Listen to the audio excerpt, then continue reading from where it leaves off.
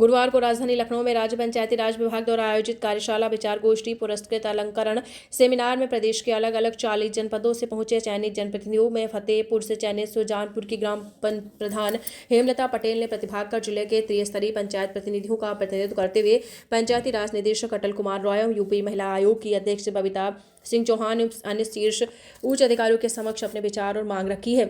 जहां प्रधान हेमलता पटेल ने पंचायत जनप्रतिनिधियों की सुरक्षा, सार्वजनिक भूमि पर अवैध कब्जे की समस्या, बजट, पेंशन, महिला जनप्रतिनिधियों के अधिकारों का संरक्षण, जन समस्याओं का त्वरित निस्तारण सहित विभिन्न बिंदुओं पर विचार पेश किए। जनप्रतिनिधियों ने उनकी बात को गंभीरता से सुना और तालियों के साथ प्रधान हेमलता पटेल के संघर्षों को भी सराहा है।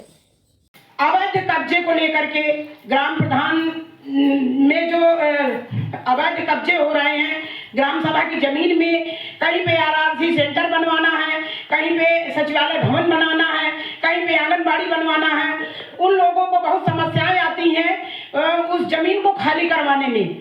अगर जमीन को खाली करवाते हैं, पुलिस वहां पे नहीं पहुंचती, लेखपाल पूरी समिति को कमेटी को लेकर के नहीं पहुंचते, तो उनको बहुत समस्याएं आती हैं।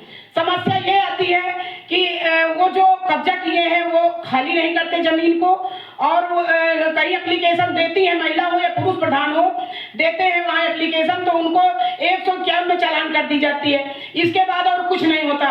151 में चालान का क्या मतलब हुआ, जब उनको कोई ऐसा उनको सबक न सिखाया जाए, चालान कर हो जाती है, चले जाते हैं और एसडीएम के यहाँ से अपना तुरंत छूट के आ जाते हैं, कब्जा उसी तरह बरकरार रहता है। तो उस कब्जे को छुड़ाने के लिए एक ऐसी वो बननी चाहिए, ऐसा नंबर महिला को या पुरुष को सुरक्षा के तहत नंबर देना चाहिए कि उनकी पुलिस सुरक्षा कर सके, और सारे अधिकारी उनके उस नंबर पे बिल्कुल ऑलरेडी तैयार रहे कि अगर नंबर आ जाए तो प्रधान की हैसियत से, क्योंकि प्रधान गांव में सारे जो भी काम करवाता है सारी बुराई प्रधान झेलता है। सेक्रेटरी, बीडीओ, डीपीआरओ, सीडीओ ये तो बाहर रहते हैं, सारी बुराइयां प्रधान झेलता है, और परसेंटेज लेने के लिए सेक्रेटरी तैयार रहता है। जी, परसेंटेज में तो ये होता है 50% हमको चाहिए, और कहीं कहीं जहां महिला पीछे है या पुरुष बेचारा प्रधान पीछे है, तो पूरा निगलने का प्रयास करता है सेक्रेटरी। मैं एक संगठन भी चलाती हूँ, गुलाबी गैंग लोकतांत्रिक की अध्यक्ष हूँ। मेरे साथ हजारों महिलाएं हैं, लाठी डंडे लेकर के चलते हैं। जिसे जो भी अधिकारी, वैसे मेरी बात तो मानते हैं, मैं अपने ब्लॉक में जितने भी प्रधान हैं, जितने भी महिला प्रधान हैं, मैं उनसे रिक्वेस्ट करती हूँ। सीडीओ साहब भी मीटिंग में बुलाते हैं महिलाओं को, महिलाओं की मीटिंग लेते हैं, डीएम साहब लेते हैं, तो हमको अलग से बुलाया जाता है।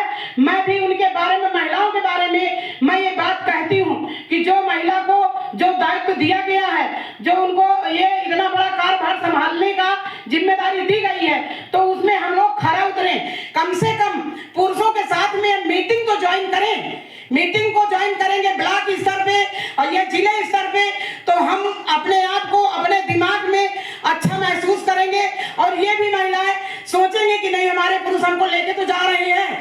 इसी बहाने दूसरी बार मैं खुद प्रधान बनी 10 से 15 तक, और 15 के बीच में एक एससी सीट आ गई, तो उसमें मैं चुनाव लड़ नहीं पा रही। आज मैं फिर प्रधान हूँ।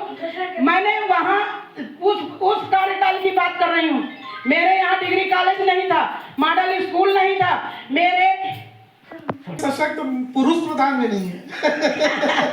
जितना आप महिला होके हैं, ये महिलाओं के लिए तो आप दृष्टांत है, पुरुष भी इतने सशक्त नहीं है। तो पहले तो आपको मैं नमन करता हूँ, और मैं आपसे रिक्वेस्ट, मैं बहुत सारे काम मैंने किए हैं। अब मैं संक्षिप्त में बताना चाहती हूँ। तहसीलदार साहब थे राम शिरोमणि, और मॉडल स्कूल के लिए जमीन नहीं मिल रही थी पूरे जिले में। मैं पहुंच गए तहसील दूसरे काम से। मैंने कहा सर मेरे यहाँ जमीन है। बोले कि आप कौन है? मैंने कहा मैं प्रधान हूँ। बोले आप महिला प्रधान है, आप नहीं जानती हैं आपके यहाँ जमीन है कि नहीं? 13 बीघे जमीन लगेगी इसमें। मैंने कहा सर मेरे पास है। बोले आप लेखपाल को बुलाइए। लेखपाल, मैंने फोन लगाया, लेखपाल भी हाजिर थे तहसील में। तो लेखपाल से पूछा कि प्रधान है आपके यहाँ जी? बोले हाँ। तो कहीं जमीन इनके यहाँ? कहा सर बहुत जमीन पड़ी है। तो मॉडल स्कूल 13 बीघे जमीन प्रस्ताव करवा के उसको दिया। फिर महिला डिग्री कॉलेज आया, तहसीलदार साहब ने खुद मुझको बुलाया कि आपके यहाँ और जमीन है? बोला सर मेरे यहाँ जमीन बहुत है, महिला डिग्री कॉलेज के लिए भी जमीन दिया। और मेरे मजरे में स्कूल नहीं था, छोटे छोटे बच्चे स्कूल पढ़ने जाया करते थे 3 किलोमीटर दूर सर। दोपहर में धूप में तपते हुए बच्चे आते, कपड़े उतार के फेंक देते, मुझको बहुत कष्ट हुआ। फिर मैं एक दिन BSS साहब के यहाँ गई, यहाँ के लिए स्कूल दे दीजिए सर। वो स्कूल मैंने बनवाया 3 किलोमीटर। समय का अभाव है। उद्बोधन बड़ा ही ओजस्वी प्रभावकारी है और आप जितना जानती हैं, पता नहीं आप कौन सा सेक्शन बोल गई, हमें खुद नहीं समझ में आ रहा है। तो वो बहुत आप हमसे भी ज्यादा जानती हैं। धन्यवाद सर, बहुत बढ़िया, बहुत बहुत धन्यवाद। बहुत बढ़िया, जय हिंद, जय बहुत भारत, बढ़िया। जय महिला शक्ति। चलिए, क्या लॉ में कोई प्रावधान डाले, आप बताएं।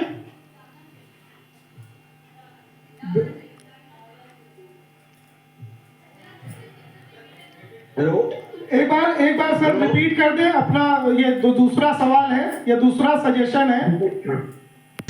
अगर आपको कानूनी असिस्टेंस का प्रावधान लॉ में कर दिया जाए, क्या किसी भी वकील को बुला के उससे राइटिंग में आप सलाह ले सकती हो। घर में ही हमारे स्वयं जो